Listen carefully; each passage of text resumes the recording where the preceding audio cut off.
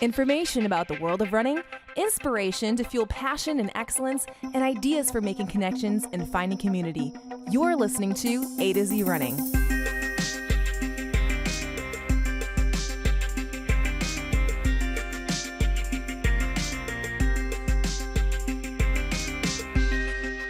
Hi everyone, welcome to the A to Z Running podcast where we help runners thrive. I'm Andi. I'm Zach. And today, on the A to Z Running podcast, we're talking all about prehab and injury prevention with Adam Homolka of Endurance Rehabilitation and Athletics. Also in the world of running, we have the Indoor European Championships as well as Olympic standards in the 5K and a strange drug testing scandal. Ooh. Well, your barrier for entry is you must go to AtoZrunning.com and click the word follow and then subscribe on the places where you subscribe for content on these kinds of things, because we're on all of them: YouTube, podcasts, whatever those places are. And by the way, it's not actually a barrier for entry, but it is the right thing to do. Don't make people feel guilty for not going. But we do have a lot of great content coming your way, including some of the information that we're sharing here on the podcast today. So extra great information. And if you have thoughts, share them with us.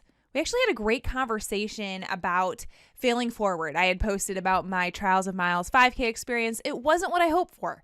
There's a lot of things that I learned from it, but failing forward essentially is evaluating your preparation, evaluating the opportunity, and evaluating what you can do moving forward. So I had a great conversation with Kyla of Bodkick about this on Clubhouse. So Zach said we're on all the places. Well, we're also on Clubhouse now. It's just my name, at Andi Ripley, and I just founded the club Running. I wanted to make it as broad as possible, invite all your friends. You're not the first person to found the club Running. That's actually been around for a long time. Very true, but that's why I brought it to Clubhouse, because everywhere that people are, we should be talking about running, right? At least that's what we think. And since we're talking about things like injury prevention and taking care of your body and stuff like that, now's probably a great time to remind you that ProTech is one of the leading brands, certainly one of the best reliable and known brands in the world of therapy types of devices. They've got lots of them, and they've got pretty much all of the ones that you find other places. So if you've got, like, you know, the hankering for an orb or an orb extreme or an orb activate because, you know, it shakes and vibrates for you, or if you want one of those stretchy bands, or if you need any of the kinds of straps and braces and all the stuff which they first became known for so many years ago, all of that can be yours for 10% off if you use the code AtoZ10 at checkout. And because it's the right thing to do, it also gives us a little bit of money every time you make a purchase with that code. Yeah, so thanks for supporting the A to Z Running podcast. We appreciate it. And for doing the right thing. Zach, you can't say that. Okay, so enough of my ragging on Zach, and we'll get to the world of running.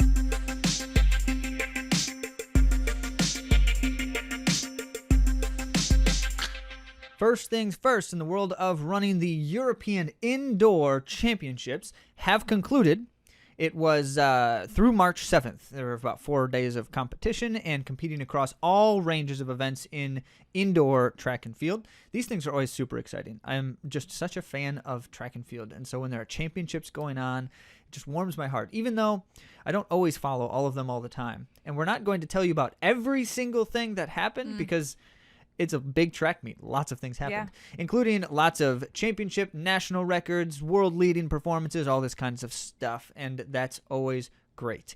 But we did want to mention, at least very briefly, one notable performance, because we just keep talking about him a lot on the podcast. If you've listened to us at all in the last year, you've heard his name more times than you would have thought possible. Jakob Ingebrixton. And you've probably heard us pronounce his name more times than you thought possible. But Jakob did, in fact, win the notorious distance runners double the 1500 3K double at the indoor championships. And if you're not super familiar with indoor track and field, 3,000 meters is as long as they tend to go for big competitions. Every once in a while, you'll see a 5K at some kind of international thing, but it's almost never competed across the world or international stage indoors. So 3K, which is basically a sprint for the marathoners like us, was in fact the longest distance event. And Jakob is more of kind of like a middle to distance runner. Certainly performs well 1500 through 5K, and he showed his stuff, winning the double in solid times. But you can see by watching the races that he did only the exact amount of work he needed to do to win the race, and that's a tactician mastermind, performing well in his youth still. So very exciting to see. And the reason why we keep talking about him is because he's one to watch for the Tokyo Olympics, for sure. Definitely. So that 2 solid gold medals for Norway. However, Netherlands were the ones who took the medal count for the international competition. So as far as teams go, Netherlands won. That's cool. Yeah. Interesting information. Well, something that we did watch, because there was a live stream, was the LA Sound Running event. Very exciting things happened. There were a few events, but we want to highlight the 5K because there were some Olympic standard performances. First for the men, Grant Fisher stunned everyone. Whoa! Stunned Grant everyone. Fisher. 13:02. Oh my. Yeah. Wait, no, 02. And oh my. So fast. And you've got to go and watch that race because you're watching it thinking there's people that they keep talking about, these people they keep talking about. And then you're seeing Grant Fisher. And if you look closely, you notice that he really looks like he's going to win that race from the beginning. He's very smart, very in control. Exciting to watch. 5 men ran under the Olympic standard time. That's blazing. And reportedly, they all finished in a PR. Apparently, the ones that every finished. single and we haven't confirmed every single case, but apparently every single person who finished that race for the men's 5K ran a personal best time. So I guess it was fast. Must have been. And the women were fast too. So Emily Sisson won in a PR time of 14:55, and there were 3 women who went under 15 minutes. Wow. Isn't that absolutely incredible? That does not happen all that often, at least not on U.S. soil without some kind of major international contest. Yeah. And the second place woman, I should have looked that up, but she, in fact, ran a 24-second... 20-something second 24-second PR, which was really exciting. And Alicia Munson, she ran the Olympic Standard Time. So the Olympic Standard Time is 15:10, and 5 women were under that, including Gwen Jorgensen. So Gwen ran under the Olympic standard as well. And then even more women ran the U.S. trials time. So we're going to see a really heated field. And right now, actually, I'm looking up for you on the go who this woman was, because I need to give her props. And while Andy's doing that, let me just simply mention that this means now that I think 700 Bowerman Track Club runners have all run under the Olympic standard. Oh, no, wait. They don't have 700 on their They're team. not the only ones, Zach. You keep talking about them. I keep talking about them because at this point, every single person on their team is just about the best in the country in their events. And that's insane. So I need to give this woman major props. It's Allie, and what they said her name wrong in the announcing, and I don't want to say it wrong again, but do you remember, Zach? It's like Buchalski. All right. So I'm going to go with that. She's a Brooks Beast gal and ran a 24-second PR. Incredible. Just absolutely incredible. So we're really excited. Female distance running is rocking it, and it's so fun to watch. Fun to watch. And we did a lot of that watching, even though it was in California, really so it was late. 3 hours later on our time. So let's just settle in for a moment on some less than positive news, but also very odd less than positive news. So the name is Nelly Jepkoske. And what happened was it was a drug test scenario, as the best of athletes are familiar with. The rest of us, the more mundane types of runners, don't know what this is like. But you're basically supposed to report to the drug testing agency of your country where you are at all times. They're supposed to always know where you are, literally all the time. It's insane. I find it to be just a little bit distressing. but they have to in order to comply. And so what happens is at some point you're going to get a call and they're going to say a drug tester is going to be at your house in 1 hour or half an hour or something. And you've got to be there because you told them you were going to be there. And if you're not there, even if you have a good reason to not be, that's strike one. And you get a certain few strikes and you're banned. Or at least some kind of sanction will happen. And then, of course, obviously if you fail any of those drug tests, that's even worse. So what ended up happening was Jepkoske was not there for one of her drug tests, but had what would be considered a legitimate reason. She was in a car accident. No, she said her sister was in a car accident. Her sister was in a car accident. And she had to be there at the hospital. And she had to be there, yes. That would be considered. There's exigent circumstances in these drug testing policies. That would be generally considered to be fair and okay. We'll try again another time. However, that never happened. Yeah, she fabricated the story because knowing that she was missing her drug test and that's a very bad thing, found a way to try to come up with an excuse. And of course they found out because these things will find out. And she's now experiencing a 3-year ban for Well, and she fabricating. admitted that she did. So it was a 4-year ban, and then it was reduced to 3 years because she admitted that she had, in fact, fabricated the incident reports. Crazy stuff. And this is one of many. The stories are out there with just the things that happen and the way athletes are trying to deal with some of these things. It's a tough situation with kind of the nature of how the drug testing rules work, but that's not really the way to go about it. Yeah. So unfortunate for Jepkoske. Good that the ban was reduced to 3 years, but that's a lot of time to not be able to compete for these athletes. So next thing, indoor track is happening at the same time as outdoor track. So we want to make sure we make that distinction because a 5K attempt at the indoor U.S. record was made by Paul Chalimo, and it was a little bit of an upset because Emmanuel Bohr ended up running the second fastest time for the indoor 5K in 13:05. The record is held by Galen Rupp in 13:01. Paul Chalimo still ran really well in a 13:12, and it was his indoor 5K debut. What? Which I find hard to believe. He's never run that. Maybe we should look that up again. Well, it may be true. Now, he did run in the NAIA, which is like, for those of us small division folks. It said pro. Okay, I was going to say, because I know he's done it at least collegiately. Yeah. For sure. But professional debut. Yeah. Okay. And he closed in 29 seconds, which was the fastest closing 200. 29 seconds for 200. Yeah. That's not bad. Not bad at all. So there's a lot of fast people running a lot of fast times. Yeah. And that was in, I didn't say where it was. It was in Virginia Beach at the Recovery Firefly 5K. That Virginia Beach indoor track facility is making waves. It is so nice. And I have tried so hard to find a way to get to race there this winter, and it just hasn't worked out. No. But I want to Not because this it's time. so nice. Maybe we will again. All right.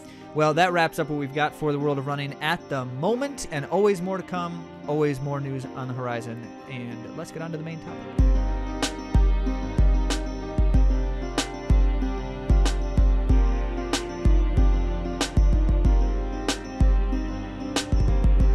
So, being creatures of habit, runners have what I would deem to be one of their most serious flaws related to routines. And here's the thing. For most of us, and you're probably going to nod along as soon as I say this, we tend to assume that everything is going well unless we're hurt. So the very fact that I am not hurt at the moment means everything must be going well. But I have learned in working with Adam Homolka of Endurance Rehab and Athletics for 6 years now that we've been working with him, that this is not always true.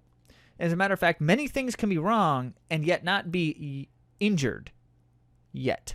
So the key takeaway that you need to listen for in this conversation with Adam, coming up in a moment, is the reflection on what are the things that I need to be doing and aware of doing, and possibly asking someone else to help me with doing before I get hurt.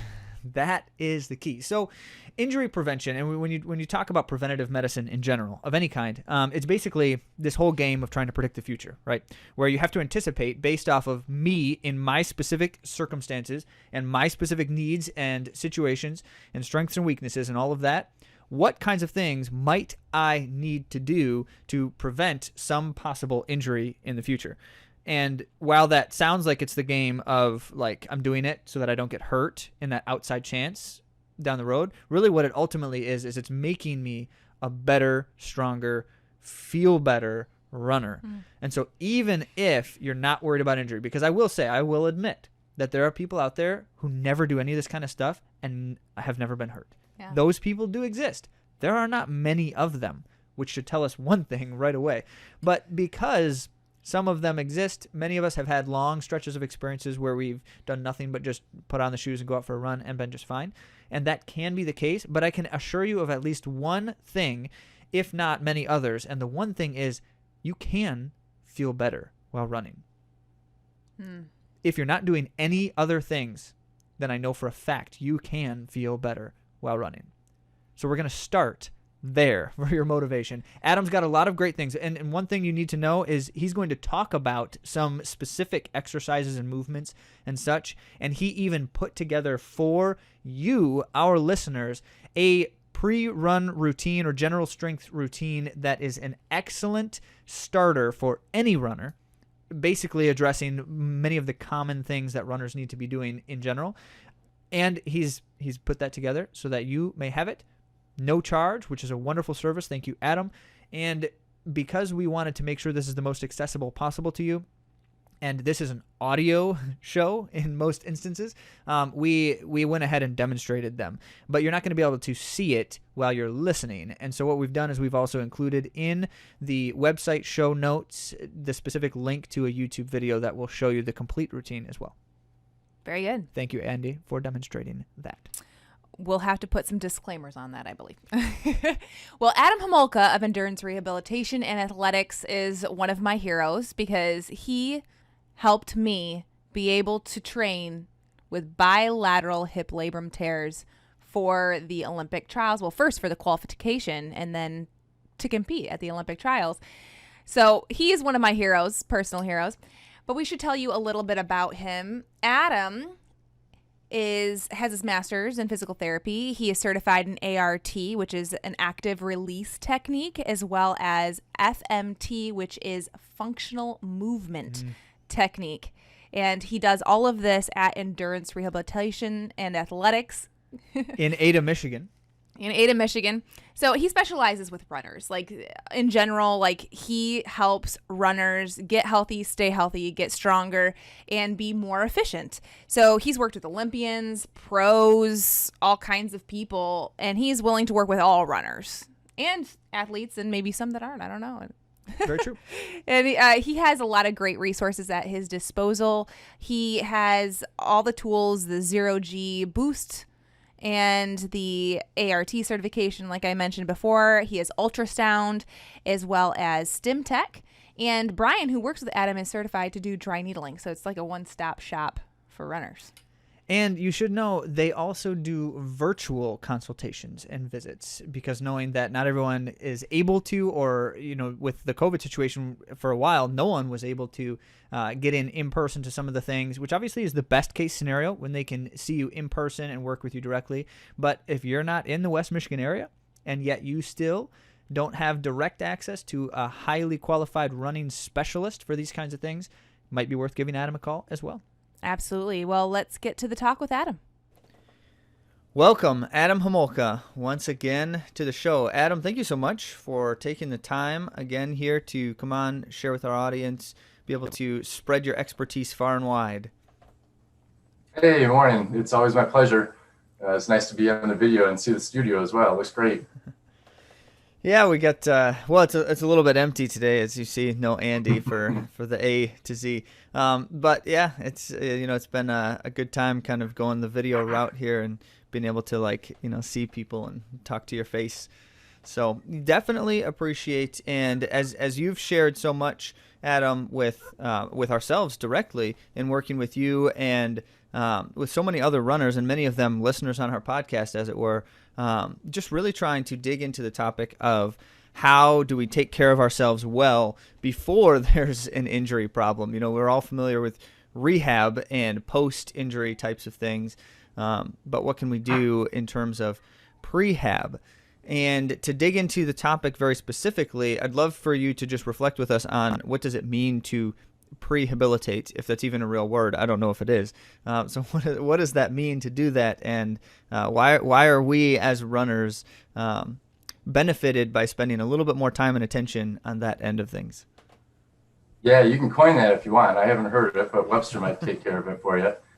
Well, prehab is important because it keeps you from having to come see me for a rehab. And probably more importantly, it kind of minimizes your risk of getting injured. We can't say that it's always going to prevent injury, but we definitely know that it's useful in the ability to minimize that risk. We do a lot of repetitive things with running, and depending on what race you're training for and what your mileage is, we do the same thing just over and over and over. And so a lot of the prehab, which can be done before or after a run, is to help you move in different ways that you aren't doing when you're pounding out the miles on the road or on the track or on the trails. It's a way to get your muscles warmed up and ready to move so that you don't shock them when you just jump right out of your car, throw on your shoes in a parking lot, and then head out for a run. It does take a little bit more time, and a lot of us really don't have that in order to be able to go out for a run, because it's get the kids ready and down, and then let's head out the door and go for a run. But the prehab can really make even that first mile feel a lot better. So it doesn't take you that extra mile to get warmed up and get into your stride. You can feel a bit more loosened up and warmed up from doing a few things before you get out there. And on the flip side, doing some things when you're done as well can also help to minimize that risk. So you don't just get done running 4 to 27 miles and then sit in your car and drive for a half an hour to tighten up in that really closed down position. So it can help to keep you feeling a little bit better, in that next hour or two once you get done with your run and you're getting on with life. So in other words, why we should care about these kinds of things is because we'll be healthier and feel better when we're running. And I can't imagine there are any runners listening who wouldn't enjoy being healthy and feeling better while they're running. So you've made a great case. Yes. And just really reflecting on, the time factor there, because you brought that up, Adam, and I appreciate that. That seems to be, if anything, the one reason why more people don't do more of these kinds of things. And so I know that in working with you, some of the things that have benefited the time factor is being able to focus my attention on what are the most important things I need at this point in time, which is that's a moving target. So while we don't know all of the concerns of all of our listeners at this exact moment, we do have, as you've shared so often, some general ideas of things that can be more valuable and can be helpful for many people in certain ways. So, Adam, you've shared with us a number of different potential kinds of exercises and such that we now are able to share with our audience. We appreciate that you were willing to do that. Would you be willing to explain, just to get us started there, what are the kinds of things that are most helpful when we think about prehabilitation for most runners?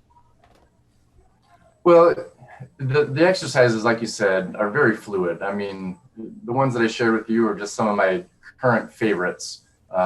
A couple fallbacks that are just always in my bucket and that I always use. But then, I always come across new ones that I enjoy. Helps to spice things up and just get out of the boredom of having to do the same thing over and over. But in general, like we've discussed, warming your hips up and making sure that your glutes are ready to fire, that your hamstrings are ready to fire, and that you can actually move your leg behind you, which is where we really want to try to keep a lot of our stride and not be able to have that leg be in front of you for too long.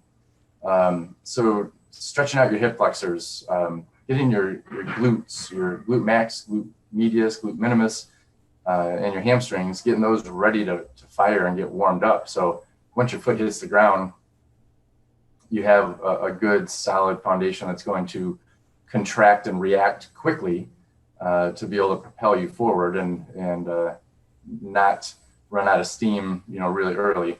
Another thing too is making sure that ankles are nice and warmed up and loosened up as well. Feet along with the hips really need to react well, and they have to be mobile. We don't want really stiff ankles and stiff feet. We don't want them too mobile, but that's a whole other topic. So just being able to kind of loosen up your muscles so that as your foot hits the ground, your ankle is ready to bend in the way that it needs to absorb some shock and to let your body move over that planted foot. And those are just like the general things that you want to get going. Like you said, everyone has, their trick knee or their bum ankle or, their stiff back or whatever it might be, that everyone could use a little bit more of a specific warm up for themselves. But in general, if we're just looking at as everyone being a healthy running community with no other injuries or past medical history, then, in general, we can work on getting your hips and your ankles activated and loosened up. And really, it only takes a few minutes in the grand scheme of things to make even a little bit of a difference. Definitely appreciate that because that efficiency does matter.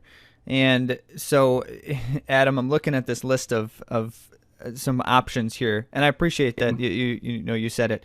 For anyone listening, if you want the kind of thing that's going to do what you need, then you got to call Adam, and then he'll put together for you what you need. But in terms of some good general ideas, the one that I always find to be interesting is hips. So you can find hip exercises all over the internet. Of all, there's so many different things. And in working with you, I have found that you've been able to identify some hip exercises that they don't necessarily fall under the common, do the fire hydrants and the clams, and they're not just the obvious straightforward things, and have some other additional value, but can be a little bit trickier to perform. So one example being the pigeon combo, the hurdling pigeon. So you've included that in the resource here that we share with our listeners. What is it that you're trying to accomplish by this hurdling pigeon combo exercise? Well, primarily when I look at exercises like this, I'm going for efficiency as well. I want to get the most amount done in the shortest amount of time. As a father of 4 and a business owner and attempting to be a runner, there's not a lot of extra time. So you need to do as much as you can with as little time as you have possible. So that hurdling pigeon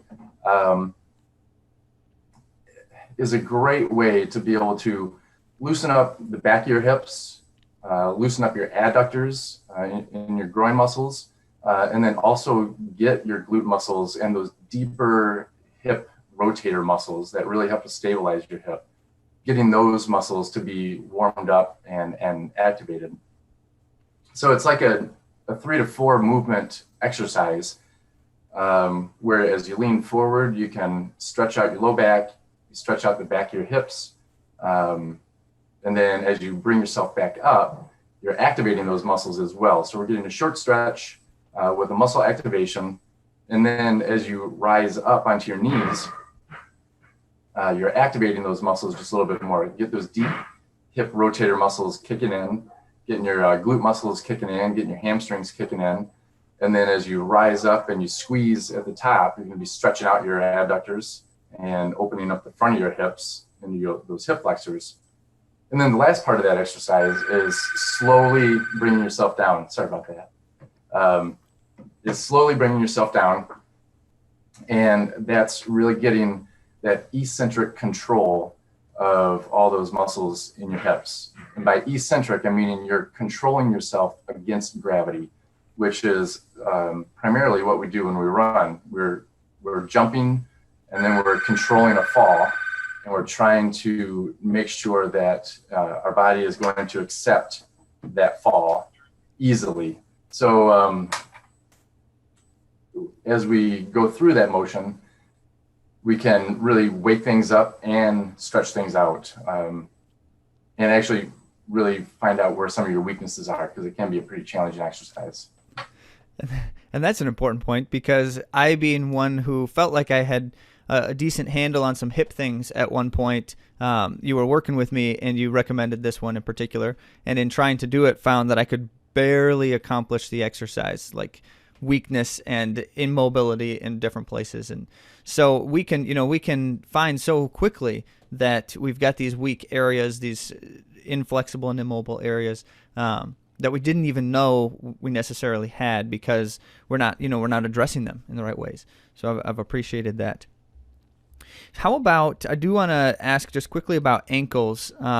We've talked with we've talked with podiatrists recently and some others who have shared some things like using the mobile board, some of those rockers and balance types of things, but we don't all have access to an apparatus like that. So what, in terms of some foot ankle types of things, can we do that's a little bit more easily accessible, and especially something we can just do on the fly here? You've got included in the list here like the tripod foot twists, which I think is a pretty unique one that I'm sure not many are familiar with. What does that accomplish? Yeah, so the first couple on there, you have the ankle calf raise, and that one has a band on it so that we can activate the posterior tibialis muscle, which kind of originates on the inside part of your shin and goes down and helps to support your arch. It's really instrumental throughout the entire process, from the time your foot hits the ground until the time that your foot comes off the ground. That posterior tibialis muscle is activated. We've seen that through EMG studies about gait cycle. And it's one that can really cause a lot of issues too. You got shin splints, you got posterior tibialis tendonitis. If it fails, it can lead to stress fractures or stress reactions all throughout your body. And so putting that band around your ankle and rolling outwards so that you're kind of getting some weight going to the outside part of your foot is going to activate that muscle to lift your arch up and get that posterior tibialis muscle kicking in. And then you couple it with a heel raise to get your calves kicking in and also get that extra part of the posterior tibialis muscle engaged when it comes to plantar flexion or lifting your heels up off the floor. In calf muscles, everything in through your foot and in through your calf, and even deeper in your calf than what you might think of just as your gastroc or your soleus muscles, need to be really strong. The amount of weight, the amount of force that goes through those when your body hits the ground really puts a jarring force through your body. And so those muscles have to be able to be strong to accept you as you hit the ground, and then also have that endurance. So if you don't even have that little band to put around your ankles, just doing some calf raises to wake things up and just get things primed is plenty easy to do anywhere that you can be. And you do it with your knees straight so that you can activate your gastroc muscle a little bit more. And then you also do it with your knees bent so that you can activate your soleus muscle just a little bit more. And that can be just as simple as 10 to 15 calf raises in each position to prime those muscles up. Now that tripod exercise, that's one of my really new favorites. It's a killer. And whether you are strong at it or not, each time you do it, it's just going to kill you and make your hips feel like garbage, but also great at the same time. So in that picture, you're supporting your body weight against a wall. So this is kind of a spin-off of a hip burner type exercise that people might be familiar with. So you're pushing your knee into a wall or car or tree or bench, whatever you have available to you. And you're supporting yourself. And that's going to be getting those glute muscles kicking in on that leg that's supporting you up in the air.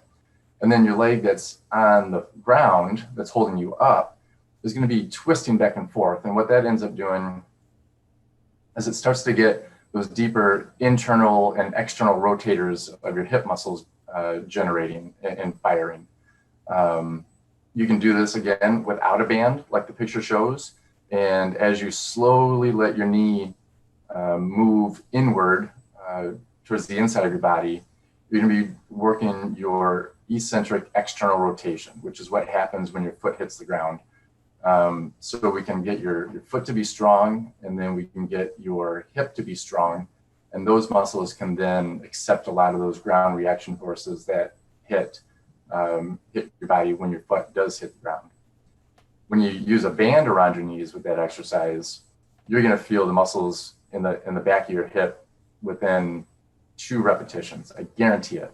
Whether you're strong or not, you're going to feel them. And so it's a great way to get to those muscles that you're like, I didn't even know those things existed.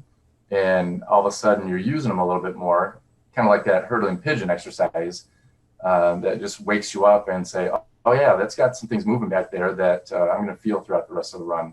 So again, just a really efficient exercise to get your ankle and foot muscles engaged, and also to get your hip muscles ready and ready to go. Excellent. And feeling like garbage in a good way. That's right. a good takeaway. Isn't that what we always do as runners? We feel like garbage, but then we say that feels awesome. We're pretty familiar with that zone. So, Adam, just thinking then, my last question, if you will.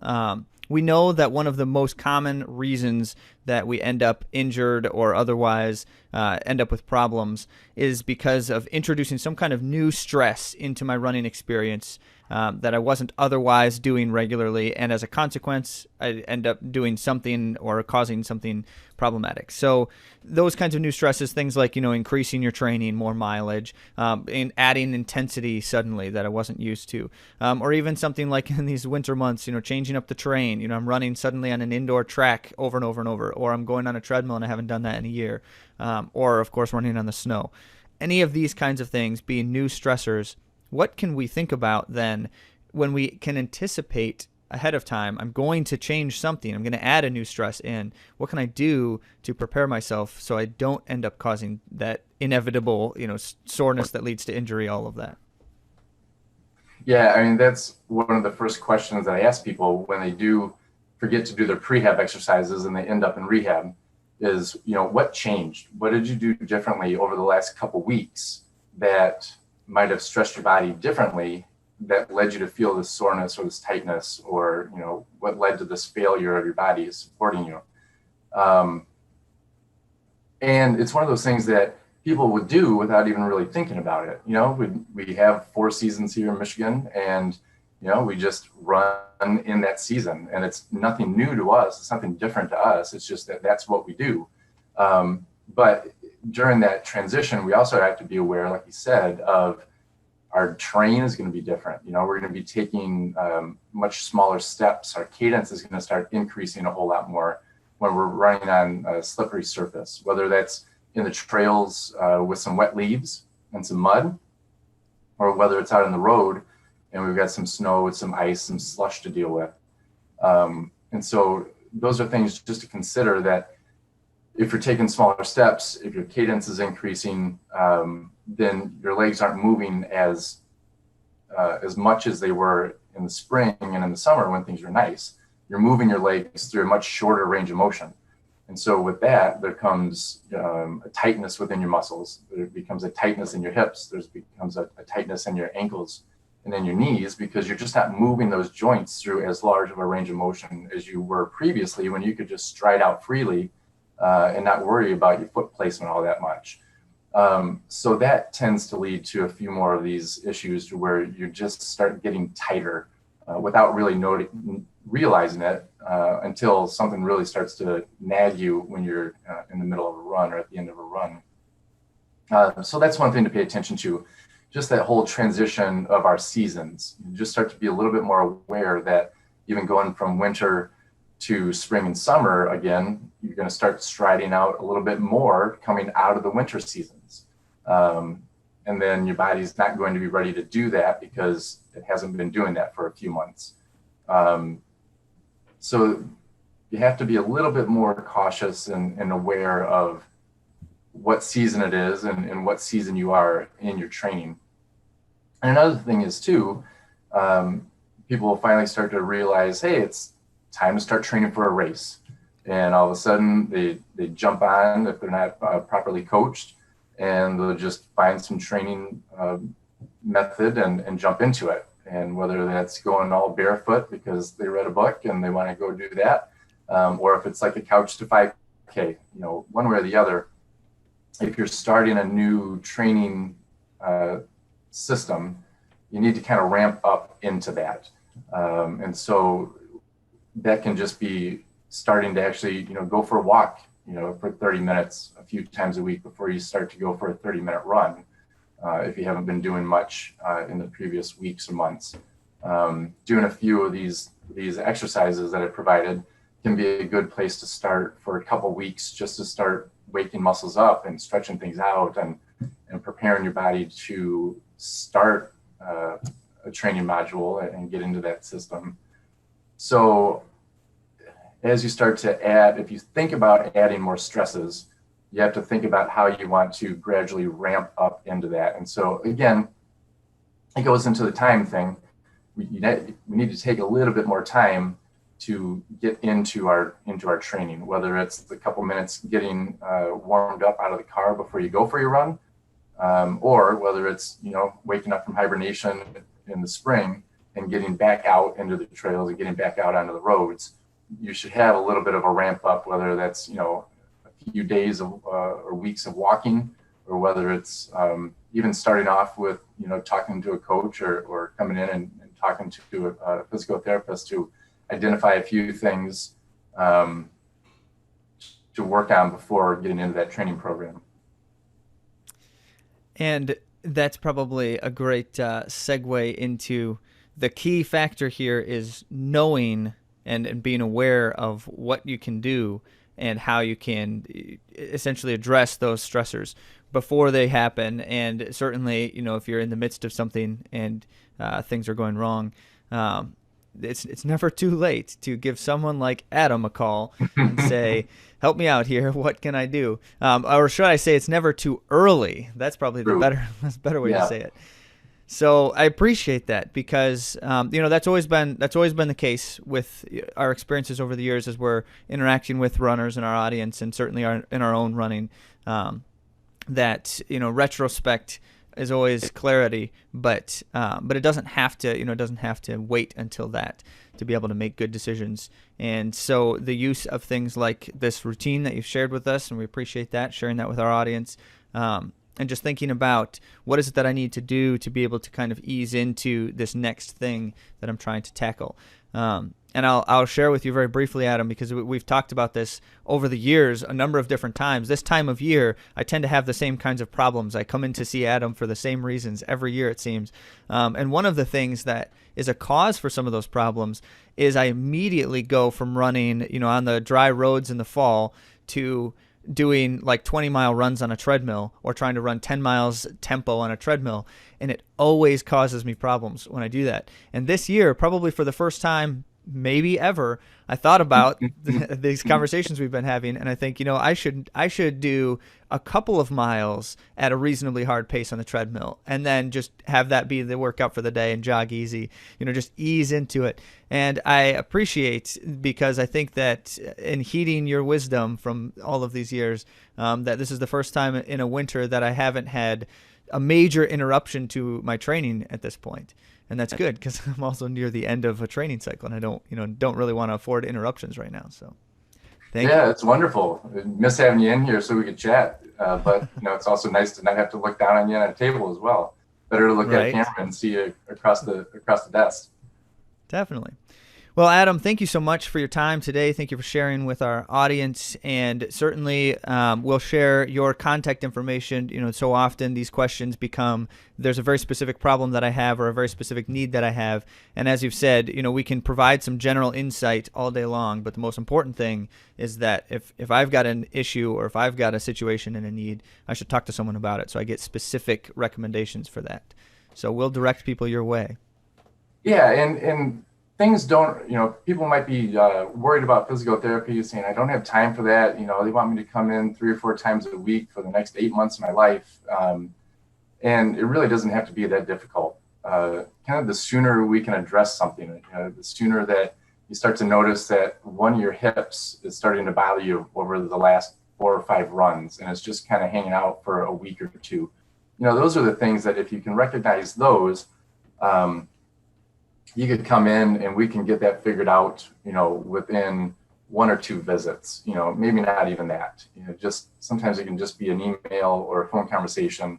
And it saves you a lot of grief down the road, like you were saying, not to let something linger for too long, because then you really have to take some time off, and no runner wants to take time off once they start to get into the groove of things.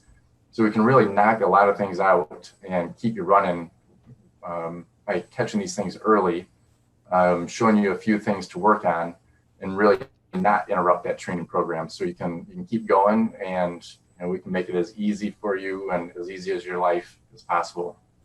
So I appreciate you having me on. Thanks. Definitely. Thanks again. Once again, thank you, Adam, for sharing, and both in the conversation here as well as putting together some resources for our people. So probably nothing more needs to be said. I don't think I need to say more to this. However, important to remember that keeping in mind what is your intention here as a runner, what's your goal, what's your purpose as you're doing these things. And I think, as I said in the outset, that probably regardless of your answer to that question, what is your purpose, you probably want to feel good doing it. Mm-hmm. I think. And so do these things. There you go. You have every incentive and absolutely no reason not to, except for, things like time, busyness, life, and it's sometimes we talked all about that in an episode. Oh, by the way, listen to Marty Hayer talk about time and busyness, and I'll link to that. Probably will realize you're not that busy. Just like we realized in talking with Marty, we're not that busy either. At least not as much as we all think we are until we hear someone talk about that kind of schedule. Okay, so that's good stuff. However, Andi, how can our listeners best acquire these things from Adam? Yeah, so we, like Zach mentioned earlier in the episode, we're putting together a YouTube video, and this will have the exercises, like a couple of each one, a couple of each rep, so that you can get an idea of what it looks like. We also have a PDF from Adam directly, and if you want that, we'll be linking to that as well. So a couple ways to get it. I'll also be posting on Instagram throughout the week at AtoZrunning with some of these as well, so that you can see them in short snippets if you want to try one thing at a time. So just make sure you go to AtoZrunning.com, click the word follow so you don't miss these great things and ideas coming your way. And of course, tune in next time for more great content.